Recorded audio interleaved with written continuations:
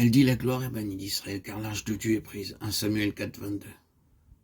Lorsque Salomon eut achevé de prier, le feu descendit du ciel et consuma l'holocauste. Et les sacrifices et la gloire de l'Éternel remplit la maison. 2 Chroniques 7, 1. Dès le début de notre sainte convocation, notre attention fut attirée sur ces mêmes passages de la parole de Dieu. Nous avons montré que les conditions et l'état qui prévalaient en ce temps-là étaient similaires à ceux qui prévalent de nos jours. De même, nous avons vu que les principes qui avaient été mis en œuvre à cette époque-là pour ramener la gloire au milieu d'Israël sont tout aussi valables et nécessaires pour nos jours.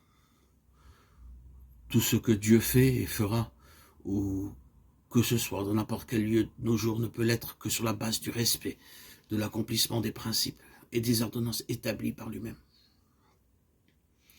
Nous avons vu comment Dieu a utilisé ces 4 personnes, Anne, Samuel, David et Salomon, en tant que collaborateurs et partenaires de Dieu, pour amener sa gloire parmi son peuple. Nous avons également vu comment chacun d'entre nous peut jouir du privilège d'être collaborateur et partenaire de Dieu dans cette œuvre qui consiste à ramener sa gloire parmi son peuple. Nous voyons comment de nos jours l'état spirituel du peuple de Dieu, qui est caractérisé par la faiblesse, la pauvreté, l'infantilisme et la banqueroute spirituelle, ne peut être changé que si chacun de nous prenons notre part dans cette œuvre et cette tâche pour amener sa gloire. Nous avons vu comment Dieu s'est servi d'Anne, de Samuel, de David et de Salomon pour ramener sa gloire dans son peuple. Ces 4 personnes, nous le voyons, représentent 4 grands principes spirituels qui devaient être mis en œuvre et accomplis en vue de ramener la gloire.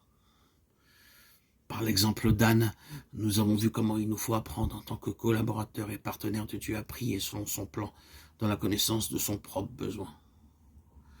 Nous pouvons constater qu'en tout temps, partout où Dieu a agi et travaillé, il a toujours fait en répandant d'abord un esprit de grâce, de supplication et de prière sur ceux qui étaient concernés.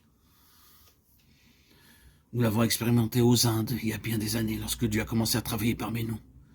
Il ne l'a fait qu'après avoir préalablement répandu un esprit de prière, de supplication sur nous. Ceci nous fait comprendre pourquoi le diable déclenche l'offensive et attaque notre vie de prière dès le commencement de notre vie chrétienne.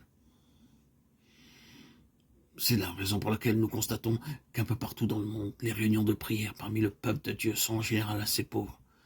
Nous ne pouvons que constater comment très peu de gens de nos jours viennent prendre part aux réunions de prière. Ce n'est pas qu'ils manquent de temps pour le faire, mais c'est parce qu'ils n'ont pas de fardeau dans leur cœur pour prier. Ils ne savent pas comment prier. Ils peuvent répéter des phrases, mais ils ne savent pas réellement comment prier. En tant que collaborateurs et partenaires de Dieu, avec un besoin, un fardeau sur leur cœur, en connaissant la pensée, la volonté et le dessein de Dieu.